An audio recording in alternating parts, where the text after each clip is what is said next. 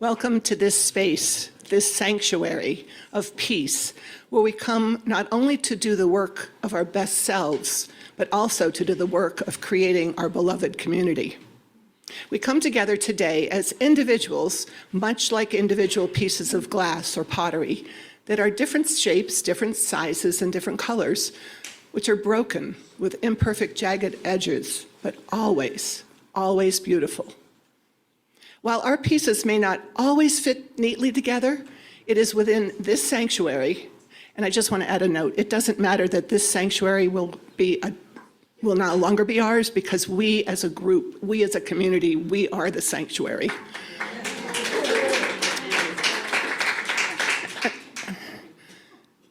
Well, together we create a beautiful mosaic. So may the brokenness and beauty that you find in one another here, as we gather together, will create this beautiful mosaic in a space where we create peace and we fill our hearts with love as we worship together. May it be so. Good morning. My name is Kelley, and I am today's service associate, and Reverend Tim Boeve will be presenting our message this morning. And so we both want to welcome you live from Fellowship Hall. It's our LCUUF Sunday service. Yay. Our announcements were on a slideshow before the service, and they were also sent out this week on Friday in our weekly newsletter. If you're new and you would like to receive the newsletter and other emails from us, just ask a member of our membership committee and our welcomers, and they will make sure that you get on the list, or you can write to us at lcuuf.org. Now, this is the time in our service when we offer a special welcome to any visitors. If you're visiting with us for the first time, or if you've returned after a long absence, we invite you to say your name and where you're from. If you're on Zoom, please introduce yourself in the chat box, and somebody will read those messages out loud. We're going to start with the people in the room. So are there any people who are visiting or have returned after a while? You want my name? Roy Quiriconi from Chicago. Susie Q's husband. Susie Q's husband. Sorry. I have no identity in this town. Oh my God. Norris Binet. Tim's wife. Welcome. Hyacinth Miller from -16 Newmarket, Ontario, and I'm really happy to be back. Tim. Hi. Linda Jensen. I'm back.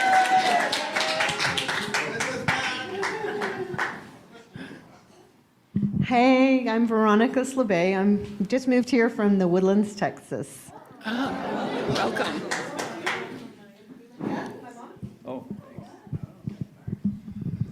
Good morning, everybody. I'm Yulika. I've been living here for ages. I pop in from time to time, but it's been a long, long time. I'm happy to be here. Welcome.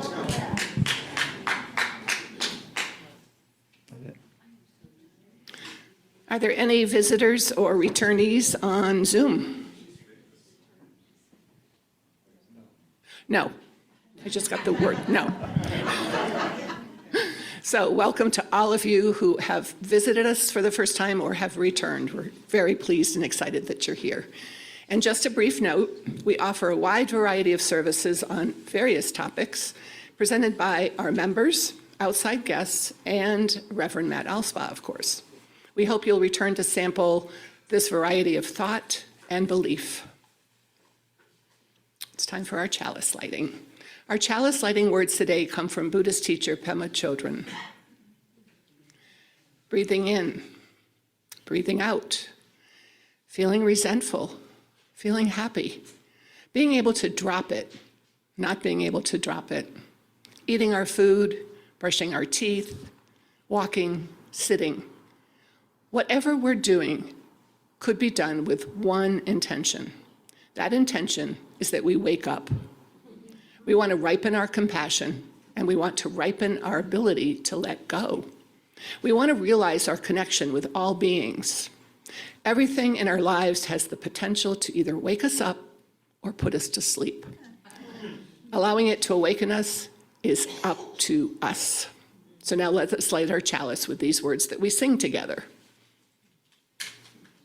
Rekindle this light celebration for the life that we share. It's so wonderful to have Linda actually here. But we hear you every week, Linda. And each week we take time to remind ourselves that we belong to a community which cares for each other. The sharing of joys, sorrows, and milestones is just one way we can practice holding one another in beloved community. We speak briefly what is in our hearts, sharing any significant joys or sorrows or milestones because there's power in the sharing. We will start with the folks in the room and give those on Zoom a chance to type joys or sorrows or milestones into the chat to be read out loud by somebody.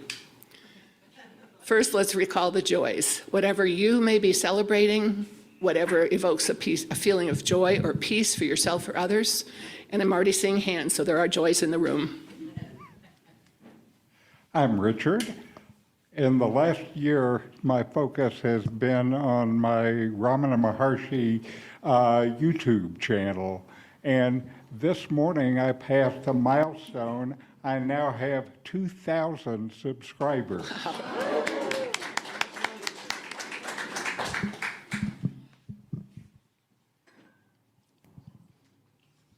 Hi, I'm Paula, and I just want to say thank you to Susie and June, who connected the need for Poco a Poco for the chairs. So the generosity of this congregation gave them about 45 chairs yesterday. So thanks for all the connections, and thank you to the fellowship for the donation.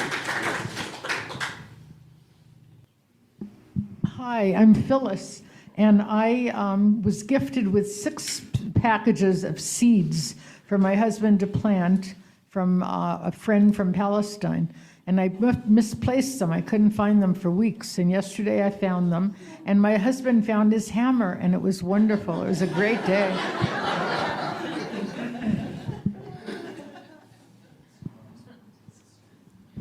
Good morning, I'm Annie. I find myself unexpectedly joyful about our move. I've had mixed feelings, but I look around at this beloved space, and I know we're going to have Roy taking care of the decor, and we're going to have the usual suspects doing what they do, just in a different place. And I'm going to embrace the fact that we are not moving away from the bells, just on the other side.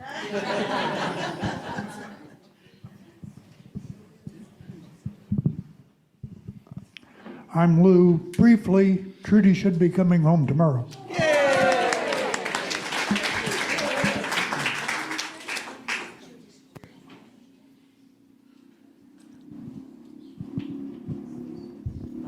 I'm Ted, and Priscilla is flying up to San Diego on February 5th because our daughter is going to have a baby in 3 weeks.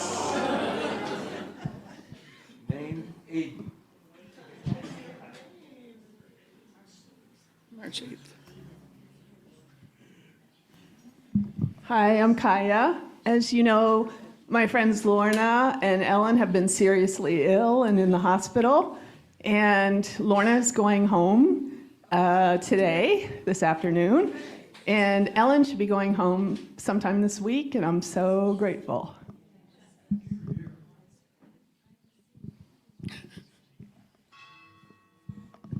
You can ring my... No, you can't. We won't be hearing that pretty soon, huh? Right. I'm joyful because yesterday we took 15 mattresses out to the town of Ojo de Agua. And my God, they were so appreciative. I've never smelled the houses going in as fresh and clean. They moved everything. We were out there a few days ago before and decided who gets what. We had so many donations from my Rotary Club, but I'd like to ask you guys if you have pillows. I noticed the people that have pillows, they have old rags inside pillowcases or things that they make, for pillowcases. Individual beds, individual bedding is good, and double beds, or bedding for double beds, or blankets. It feels so good. We're going back in 2 weeks. We have more. Facebook is good in many ways, but I'm not on it for other ways.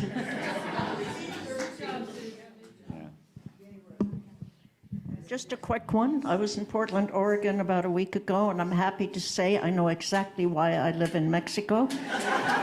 They de-iced the plane, and we got out of there just in time before the ice, snow, sleet, and everything else hit, power outages, and I'm not leaving Mexico for any time soon. Good morning. I'm very happy to be here, but I seem to have lost my car keys between parking and here. Did anybody see any car keys with a Honda key on it between? And I'm parked around the corner, so please keep an eye out for it. Yeah. My turn. I can do it with this. So I have a joy. I have 3 friends visiting from where I lived in New Hampshire, and because they're seeing Ajijic with new eyes, I went to the San Sebastian Festival, and I finally got confettied. Yeah, it was all over. It was great. Are there any joys that were submitted on Zoom? No joys. But this room is full of joys. Do you realize that?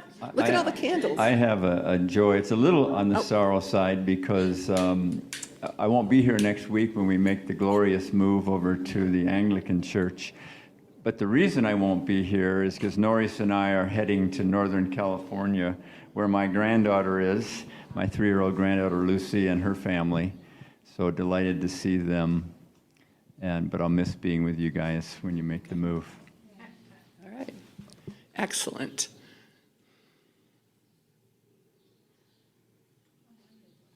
Oh. They turned the mic off. Can you turn the mic back on? I won't be here next week either. We're going to the beach. But I want to say I hope you all enjoy the kazoos and the march over there that we brought. So, toot away. Yeah, just on that note, thank you, Dee Dee. We are actually going to be processing over, and we will be making noise whenever we finish the service. So right after the service here next week. Right. And we will be carrying the chalice lit, but the care candle will be not lit, and I think that's what we've decided, will be lit once we get over there. And I'm pretty sure we're going to have some music to greet us. Oh, more joys. Little note to that. For those of you who would like a little aid in moving from here to there, not that you can't walk, but that it's more distance than you're used to, if you could let us know in advance, we'll arrange to have transportation. We can have cars parked right in front where you can hop in and we'll take you over. But it's nice to know in advance how much help we need to be sure to have for you. Okay? Thanks. Thanks, Jane. You can contact Jane. Okay? Yeah. Okay, now the other side of the coin, let us voice our sorrows. Whatever you or the world may be holding that's in need of our healing thoughts and caring thoughts. Are there any sorrows here in the room? Wow. Oh. That's okay. My name is Sue. I want to voice my sorrow for everything that is going on in the world, especially in Gaza Strip and Ukraine. I just do not understand this. She found her keys. Actually, Susie found her keys. Thinking of the sorrow of the keys that are sitting somewhere that don't have their money. And I looked around and I saw them on this floor. Okay. Okay. Okay. Okay, are there any sorrows on Zoom? Oh, sorry, we have one more in the room. I wanted to voice my concerns about what was happening in San Juan Cosala with the street dogs. They've been poisoned and mangled, and two of the dogs I had been feeding on the street were needlessly poisoned, and one dog was mutilated beyond. And it actually lived, and Diana Rivera had to stitch him together, and he ended up needing to be put down because it was just too extensive. And the worst part is I found out who somebody admitted to doing it in perfect English, and I have no way to hold this or to know how to move this out of my heart, the sorrow. Thank you.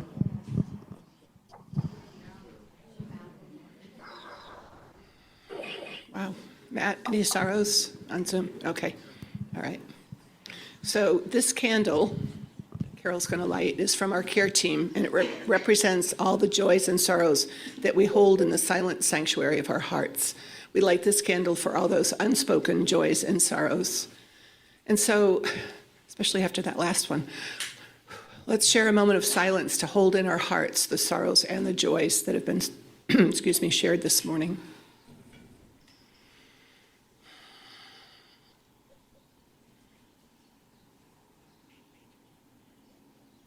Where we give to remind ourselves how many gifts we have to offer.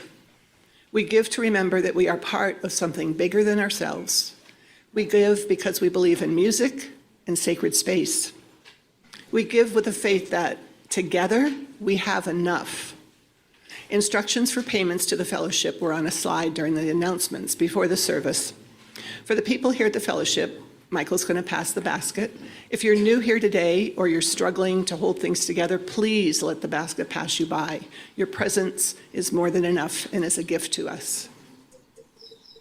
Each week, we give half the money collected at the service, a minimum of 5,000 pesos, usually more, to an organization providing services to our lakeside community. For the month of January, we will be supporting Poco a Poco, which helps people in the San Pedro Itzacan area, and we've already done some of that by virtue of the gift of the chairs. So this organization supports youth and women in this indigenous area through education, teaching local organic food growth, providing food and drinking water to renal patients, feeding over 300 children 5 days a week, as well as literacy and English as a second language classes. One of the services they provide is feeding the adults and the children who are vulnerable to kidney disease, which I understand is rampant out there because of the water. This year, Poco Poco has received the gift of a piece of property near Mescala with a warehouse, and they're now in the first steps of creating a community garden with a kitchen. So the people can learn, can learn about planting and maintaining a garden, harvesting and cooking, all in the same place. Poco Poco wants this garden to be only planted with heritage plants, so they can be harvested, seeds collected, and new plants grown. At this time, they need seeds, tools, and helpers, volunteers for this project. If you're not attending the fellowship here today in person, you can donate to Share the Basket when you pay your pledge. Donate to Share the Basket separately, or at least indicate which part of your donation is for Share the Basket. The offering has now been generously given and gratefully received. Our opening hymn is Here We Have Gathered. Please rise in body or in spirit and join us in singing.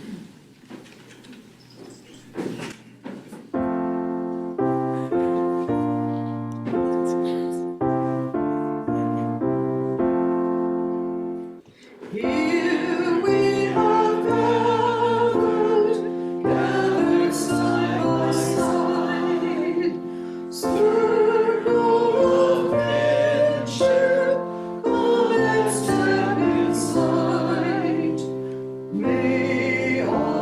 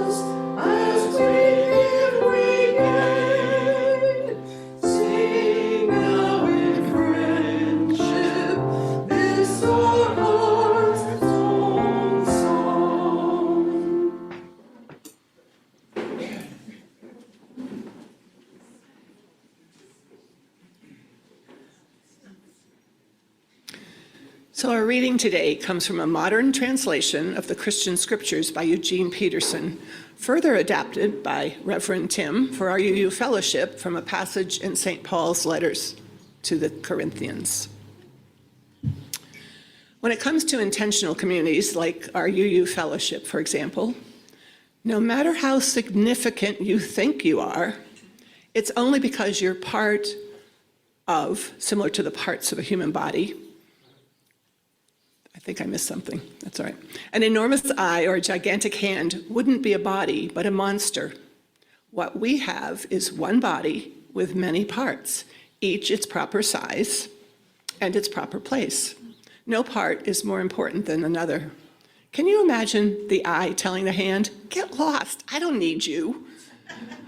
Or head telling foot, "You're fired." Sorry, your job has been phased out. Would it be so? May it be so. As a matter of fact, in practice, it really works the other way. The lower the part, the more basic and therefore more necessary. You can live without an eye, for example, but not without a stomach. When it's a part of your body you're concerned with, it makes no difference if the part is visible or clothed, higher or lower. You give it dignity and honor it just as it is, without comparisons. If anything, you have more concern for the lower parts than the higher. If you had to choose, wouldn't you prefer good digestion to full-bodied hair? And now Reverend Tim will speak to us.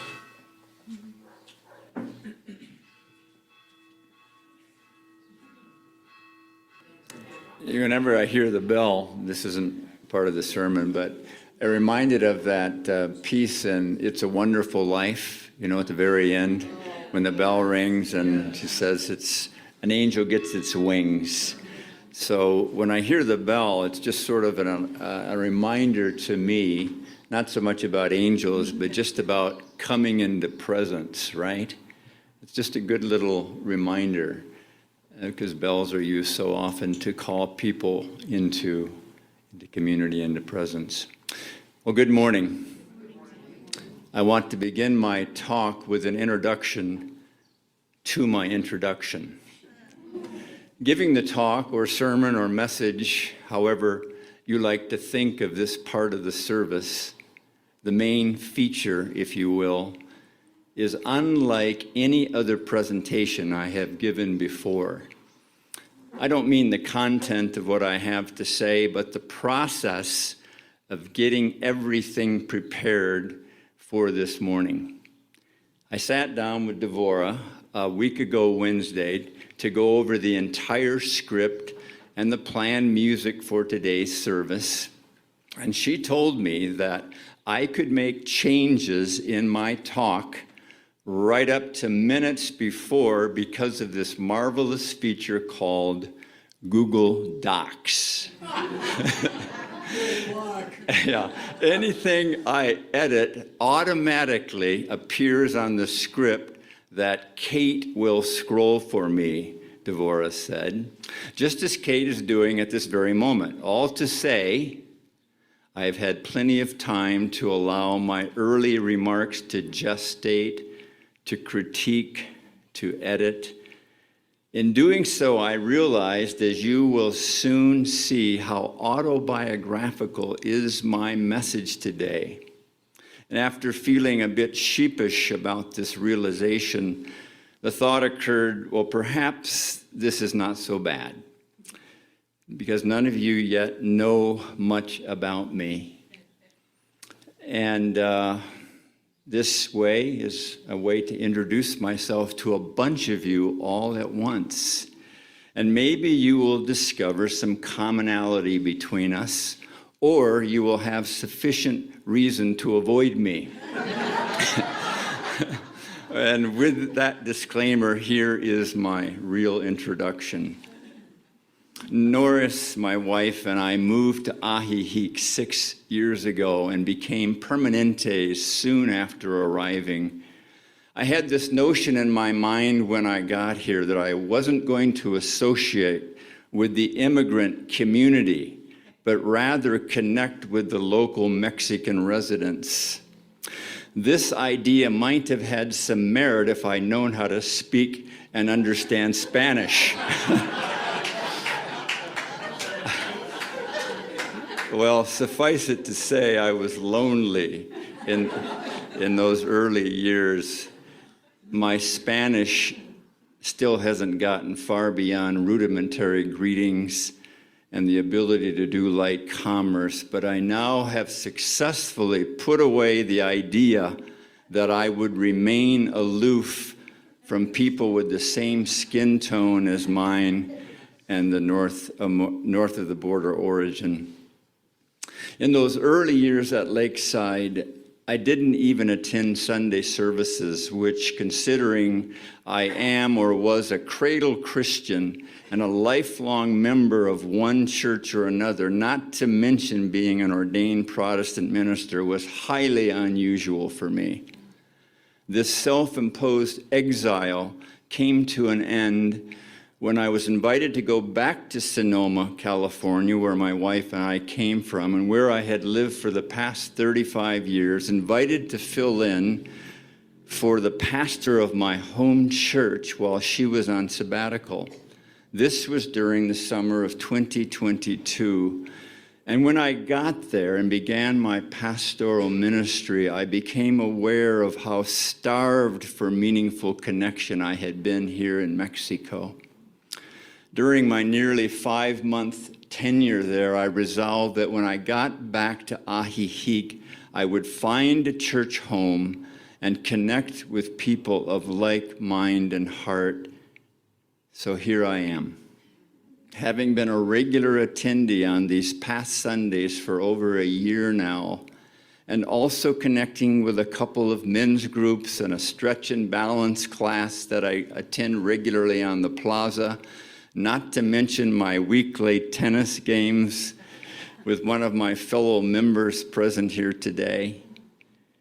Insofar as the mores and tenets of LCUUF are concerned, they are a far stretch from my formative religious associations. But in truth, it has always been the relationships that I have formed in various churches and denominations that have been the most important aspect of my church affiliations, not the particular belief systems. And such it is here as I slowly get to know more of you in this unfolding connection, such as making this presentation today.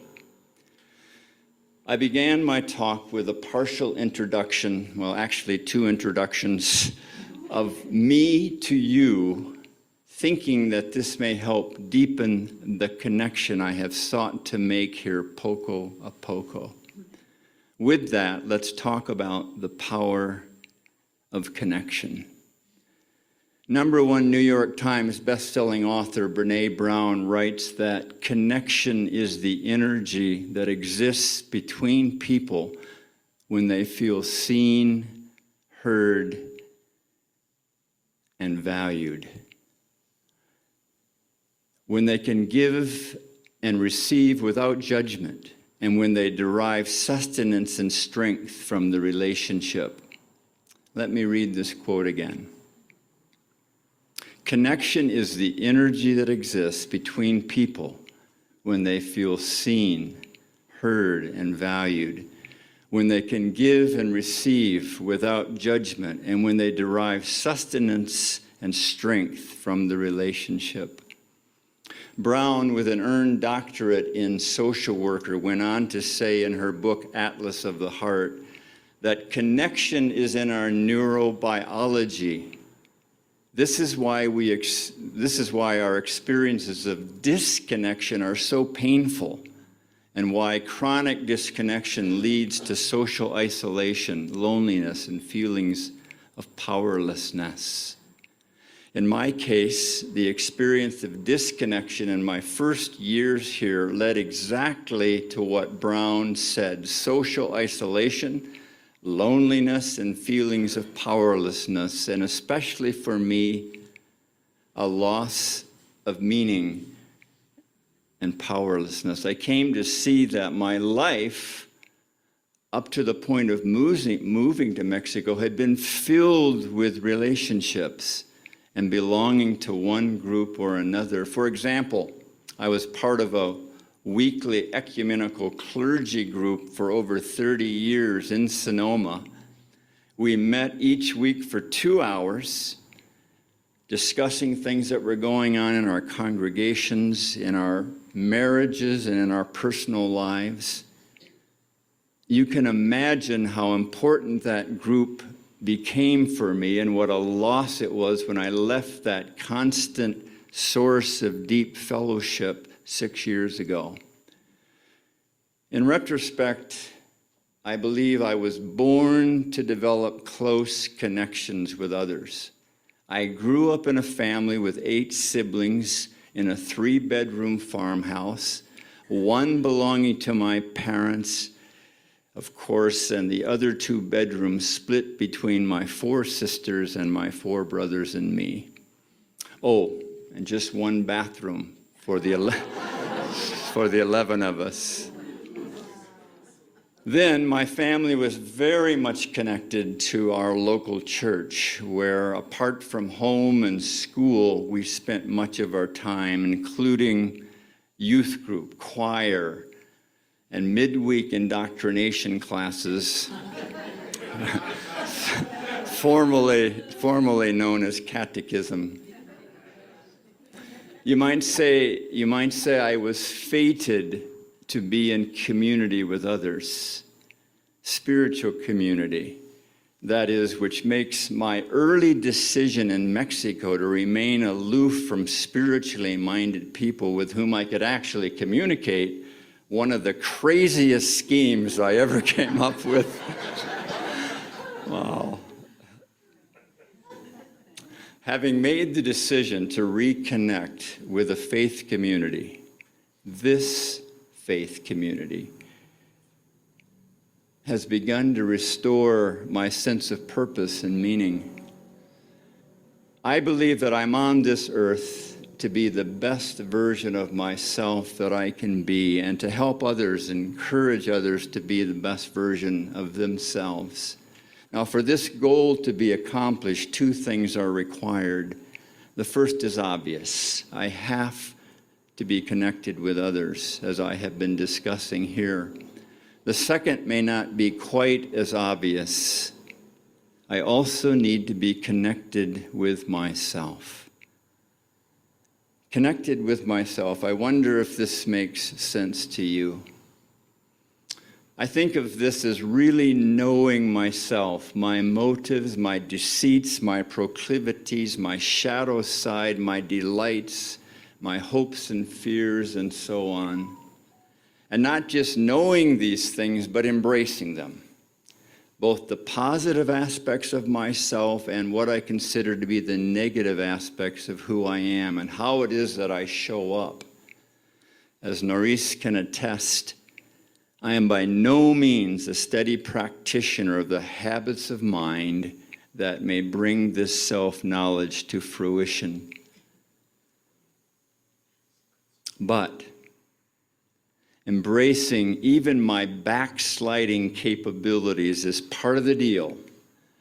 And I am growing in my curiosity about and my appreciation of all the parts of me, both the positive and the not so positive. You see, if I don't embrace the full package of my own thoughts and behaviors, my various moods and emotions, how can I expect to foster close relationships with others who, well, let's face it, none of us are without our character and personality defects to one degree or another. And if I turn away from that which I find annoying in myself, and there's plenty of that, I should add, how can I expect to connect with others? Others who, like me, are imperfect people. Now, back to my boyhood for a moment. I grew up in a restrictive religious environment.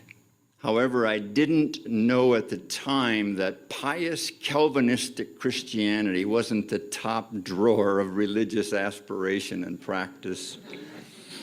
After all, the western Michigan of the Holland Grand Rapids area where I lived was saturated with pious Dutch Reformed and Christian Reformed congregations, all nurtured, or should I say tortured, with an unshakable belief in the total depravity of man.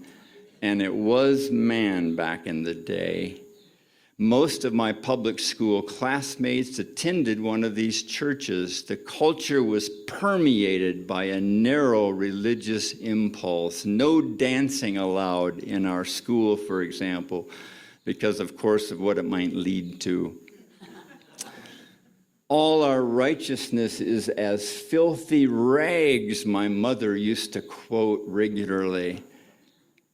But once I left home for college and began to experience the secular university dorm life, well, I experienced depravity in living color. And dang if I didn't grow to really like the practitioners of this very unchurch-like behavior. Yes.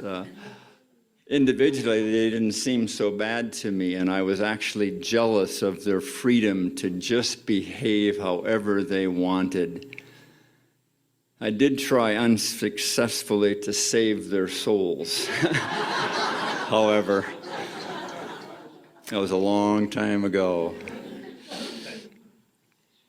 You can perhaps appreciate why, as I moved to liberal Northern California to begin my work as an ordained minister, I felt obliged to remake the image of myself, or in terms of this discussion this morning, to make a new connection with myself, not as a fallen and depraved human being in need of saving, but rather as with each of you, a being that at the very heart of who I am, and again of who you are, exists peace, love, and joy. Why do I know this to be true about myself? And about you too, because these are the very qualities, peace, love, joy, and similar, which I feel drawn to in others. Being with those who, as Brené Brown said in our opening quote, practice hearing and seeing and valuing each other. These values and practices are what make meaningful connection happen.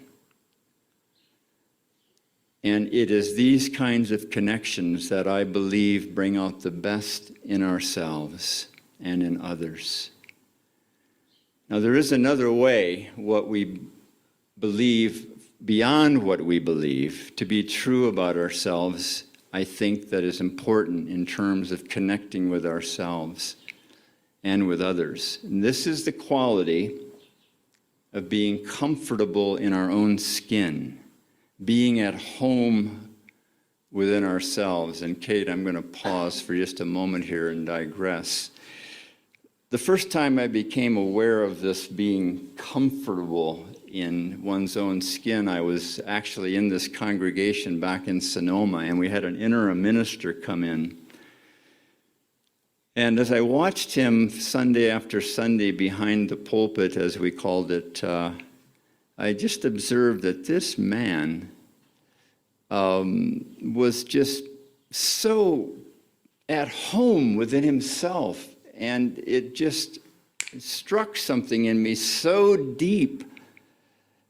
And it was almost like one of those aha experiences where you just feel like you can be totally present with that person and mutual. And he was his presence in my life for just a year was a large reason for why I became sort of reordained in the United Church of Christ, away from my previous denomination, which I described earlier.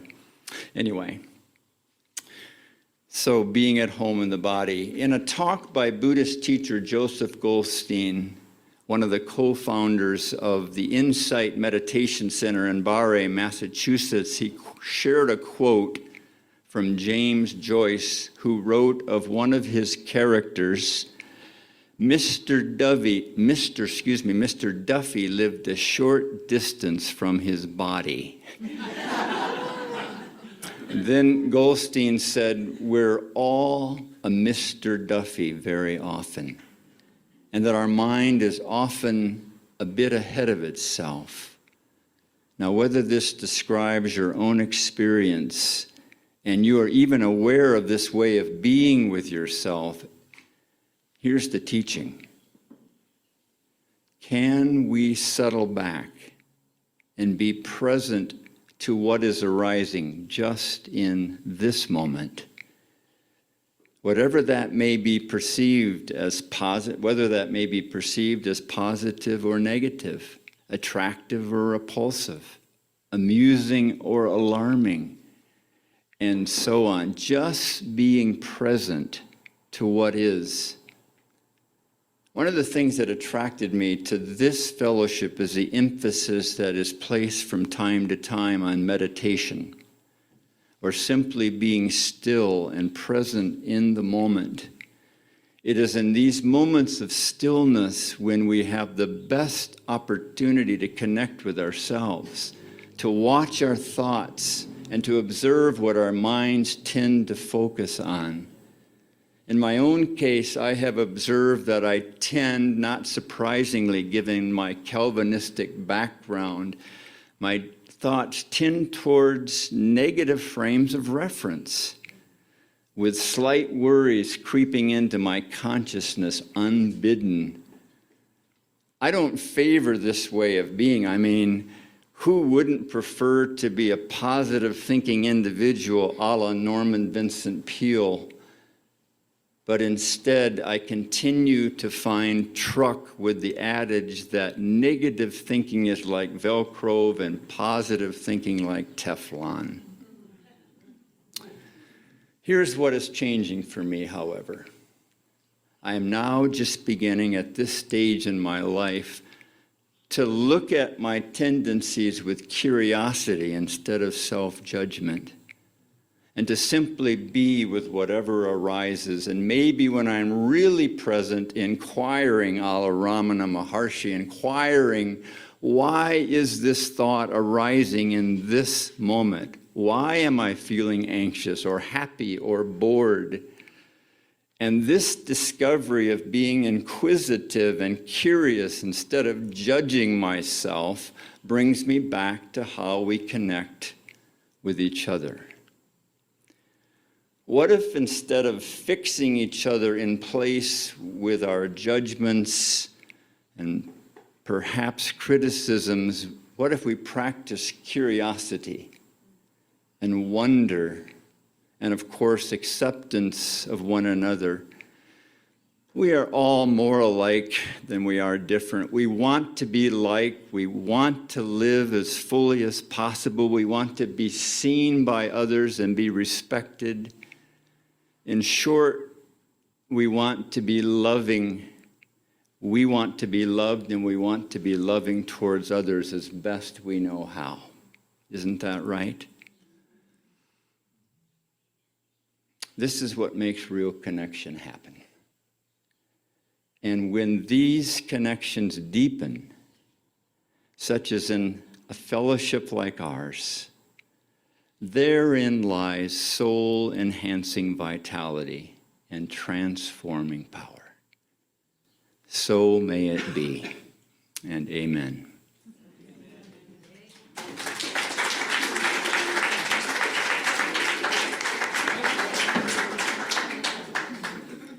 Tim, I think you gave us a lot to think about. Our closing hymn is number 153, How Could Anyone Ever Tell You?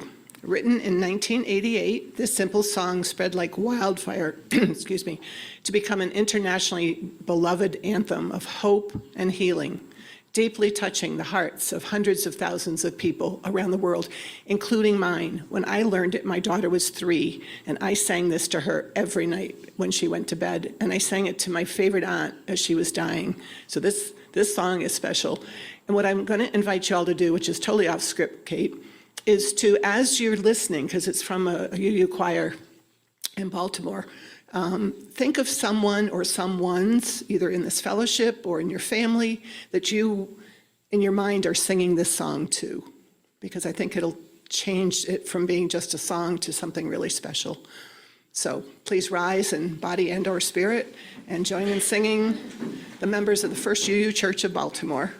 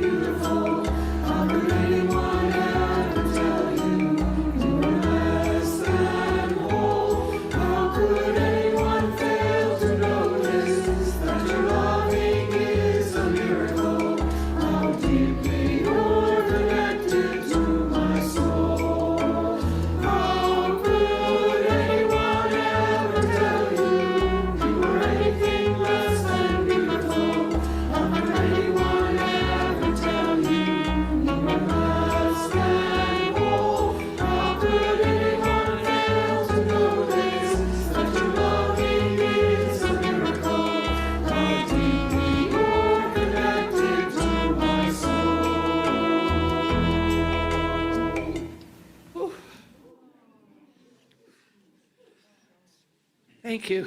Oh, sorry. You're doing that.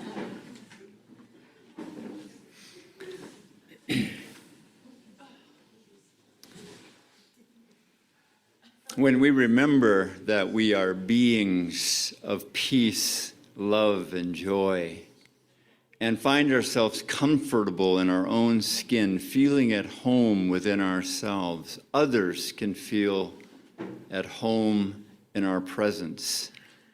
And the chance for deep connection is both possible and welcome.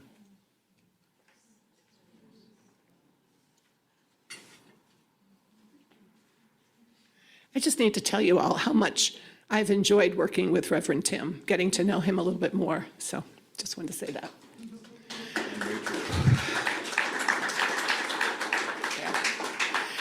So now let us extinguish the chalices with these words, which we read together. We extinguish this flame, but not the light of truth, the warmth of community, or the fire of commitment.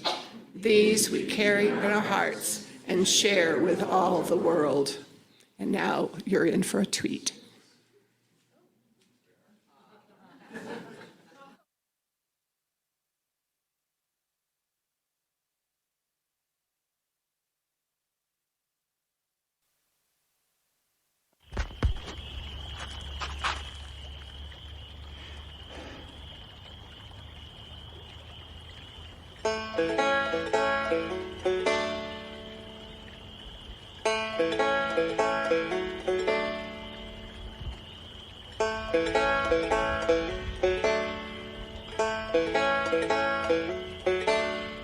Why are there so many songs about rainbows? And what's on the other side? Rainbows are visions, but only illusions. And rainbows have nothing to hide. So we've been told, and some choose to believe it. I know they're wrong, wait and see. Someday we'll find it, the rainbow connection, the lovers, the dreamers, and me.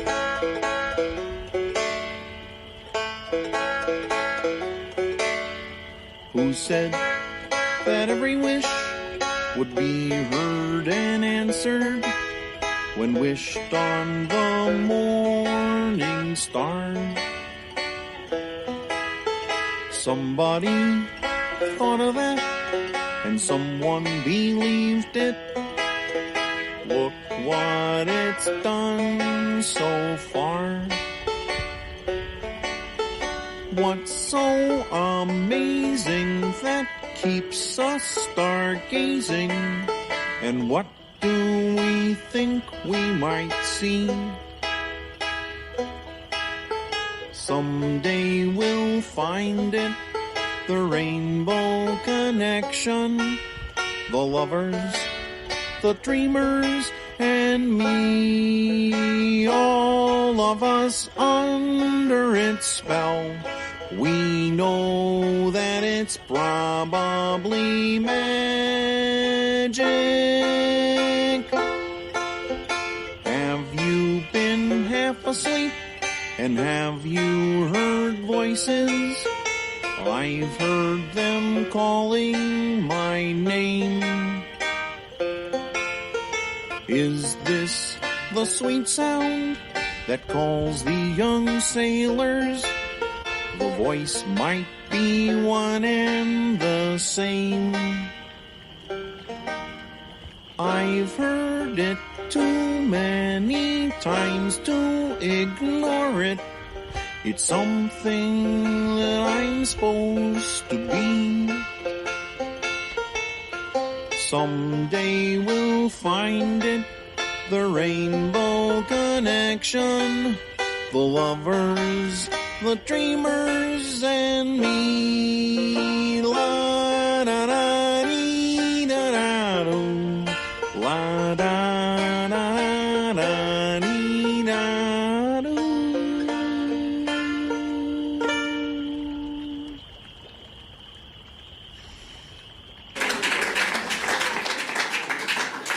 Tim, I'd be willing to bet they wouldn't have done that in your Presbyterian church. Or the church, or my Lutheran church.